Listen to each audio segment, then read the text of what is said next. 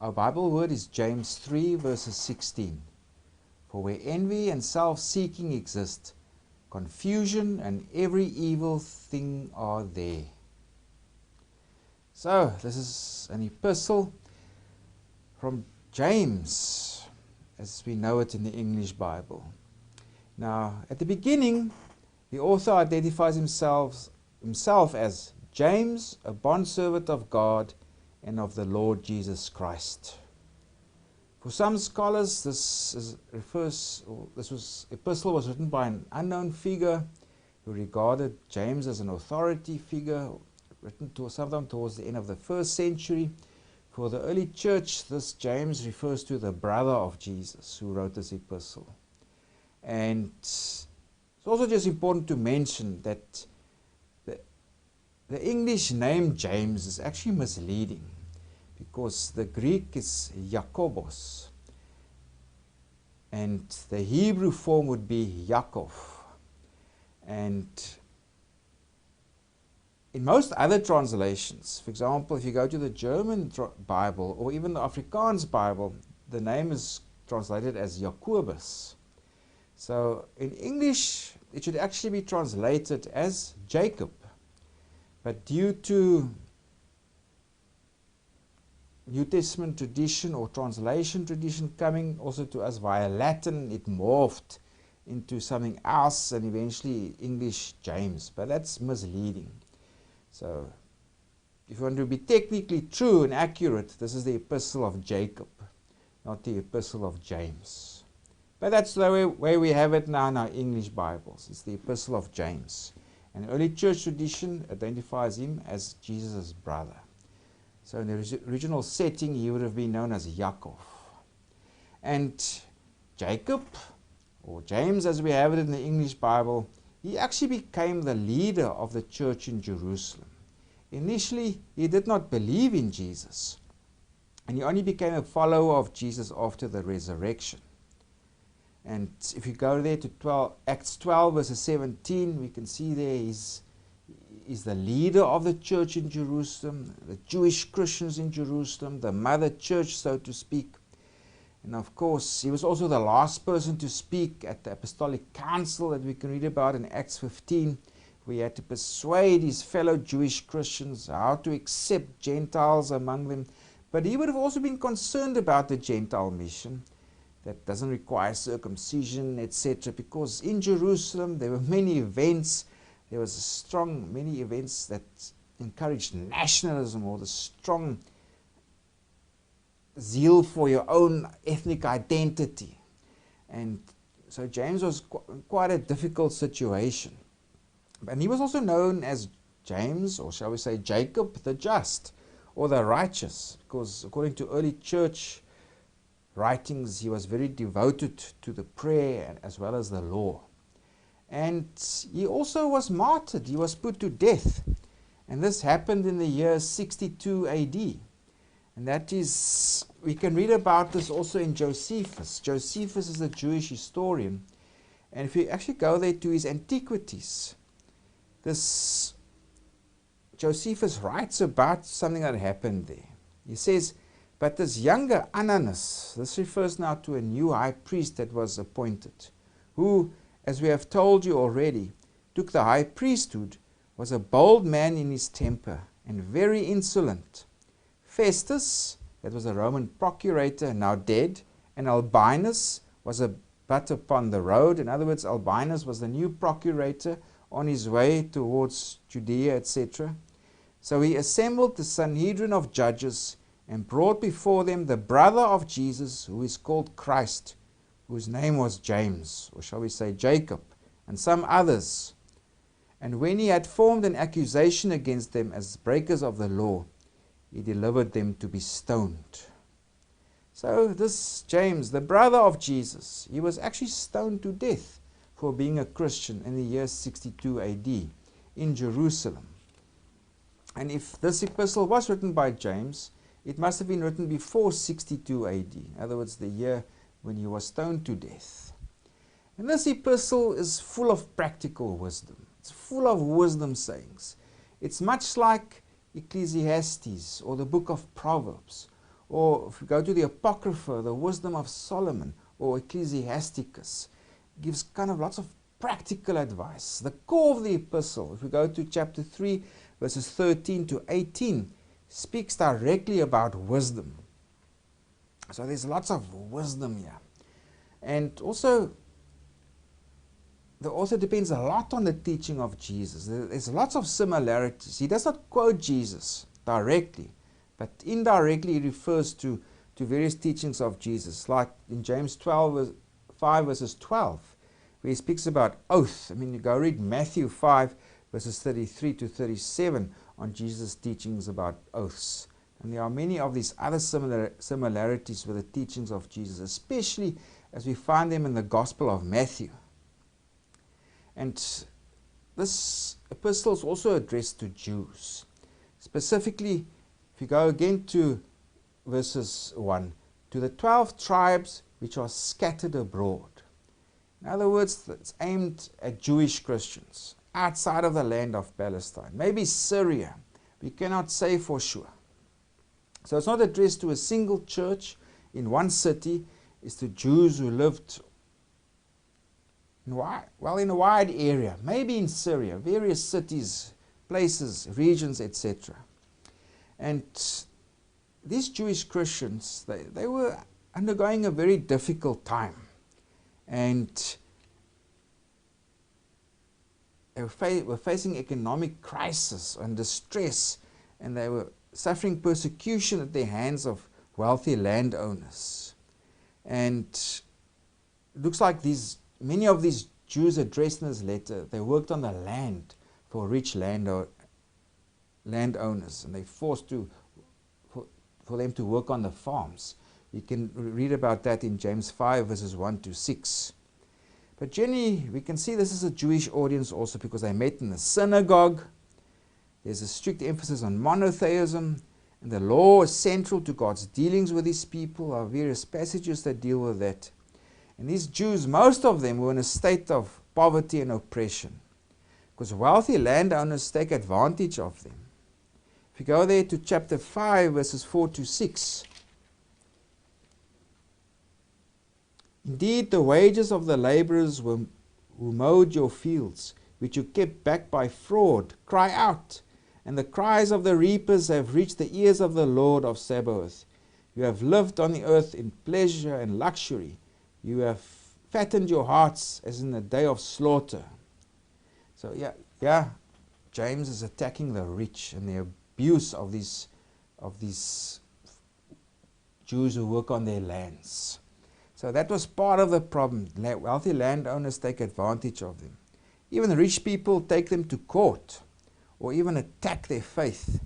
So one of the key purposes also for James is to encourage these Jewish Christians, that they must remind them God's righteous judgment will come, and they must maintain their faith in these times of trial.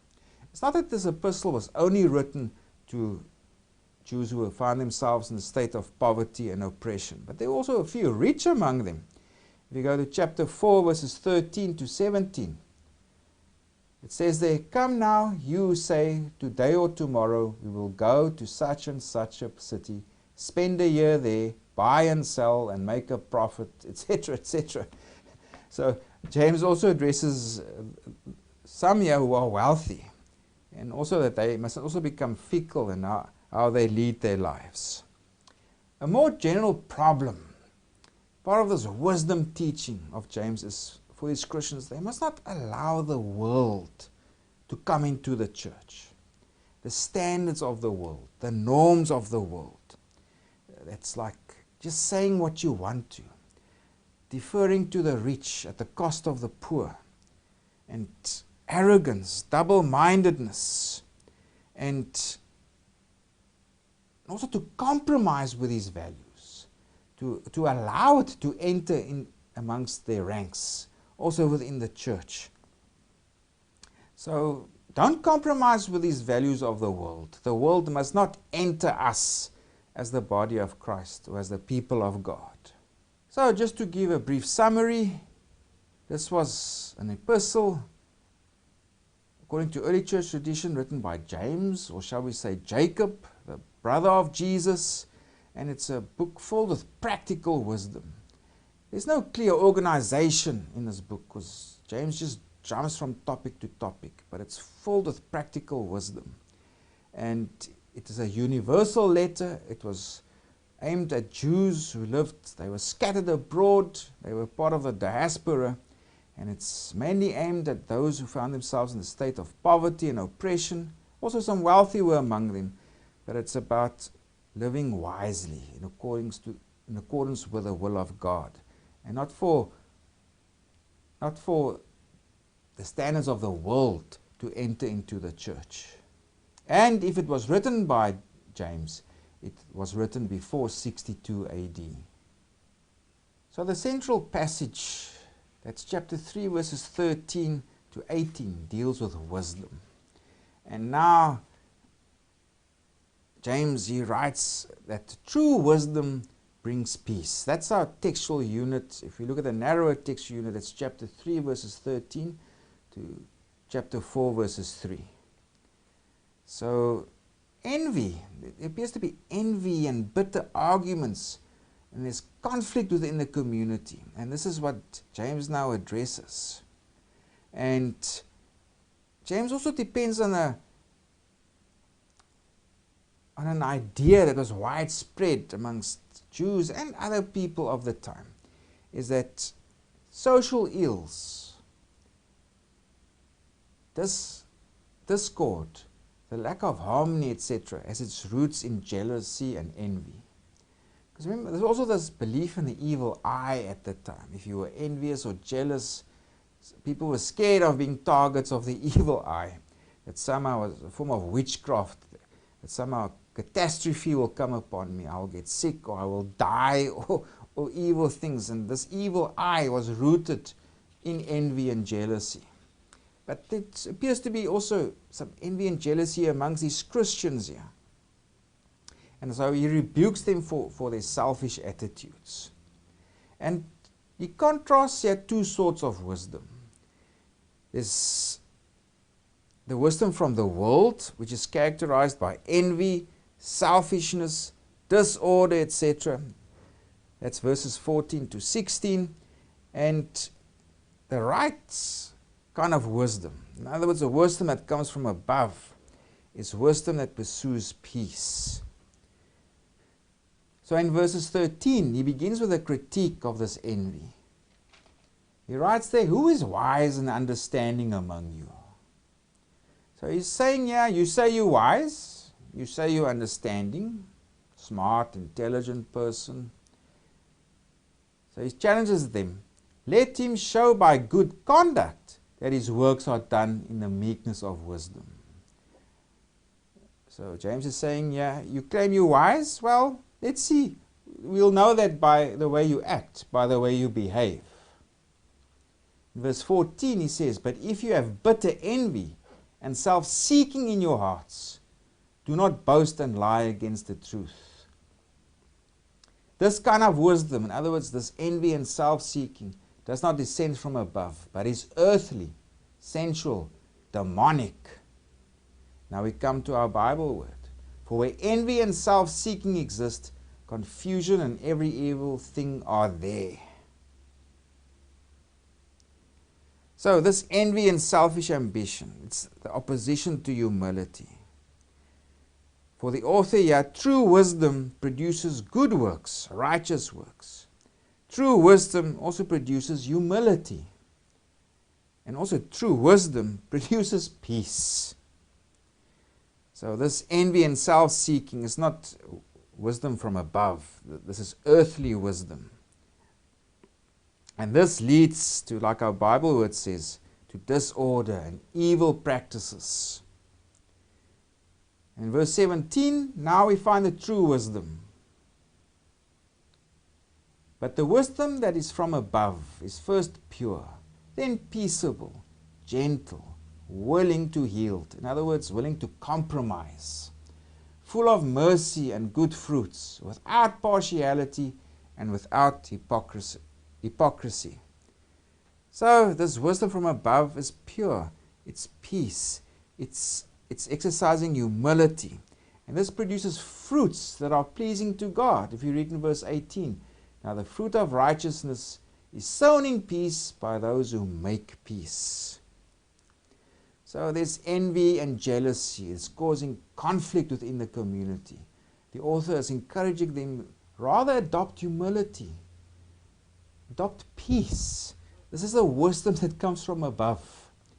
And we also read about the strife in chapter 4, verses 1. The author writes there, where do wars and fights come from among you? Do they not come from your desires for pleasure that war in your members? So they have desires for things, and they also want stuff they cannot have. If you read there in verse 2, you lust and do not have. You murder and covet and cannot obtain. You fight and war. You ask, do not, yet you do not have, because you do not ask. So, did they really commit murder here? This is a mystery here. Were there murder committed amongst these Christians? Or is this maybe a projected end that the author is writing about? This is where it will end up, in you murdering one another. But this conflict, this disorder is rooted in this envy and jealousy, this desire for things that they cannot have. The author also writes in verse 3, you ask and do not receive because you ask amiss. In other words, you ask in the wrong manner. You ask for the wrong things with the wrong attitude. Because why do they ask? That you may spend it on your pleasures. In other words, evil, selfish things, other things that is not for the benefit of everybody. So this is our author. He writes here about this community filled with envy, filled with jealousy, discord and strife. And he encourages them, adopt the wisdom that's from above. Because for where envy and self-seeking exist, confusion and every evil thing are there. Get rid of envy. Get rid of jealousy. That's earthly wisdom. It leads to strife. It demonstrates a lack of humility.